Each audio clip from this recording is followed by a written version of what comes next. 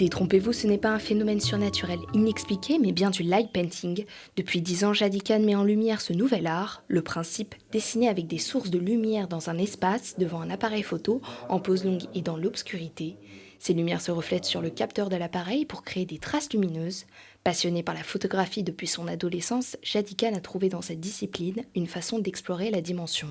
Travaille les photographies en relief pour arriver à partager la dimension en fait, pour expliquer que je me déplace dans l'espace et pour que les gens voient en fait une sculpture lumineuse. Ce qui m'intéresse, c'est que les gens comprennent que la lumière est une matière, qu'elle peut avoir une texture et que c'est pas forcément un trait plat sur une photographie.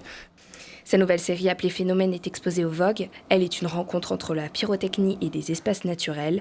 Pour son exposition, Jadikan a mis la dimension à l'honneur en proposant des tirages photos, des images 3D ou même un casque 3D pour être totalement immergé. Inspiré par les milieux naturels, il met en place une technique bien particulière pour capturer un instant.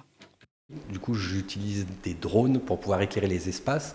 Et donc, ça m'a permis d'atteindre des dimensions d'espace que je ne pouvais pas atteindre avec mes seules lampes de poche. Et donc, ça m'a permis, du coup, d'aller en dehors des bâtiments et d'aller dans des endroits beaucoup plus grands. Donc, beaucoup les Alpes. Donc, il y a ce côté dimension paysage sur lequel j'aime bien travailler.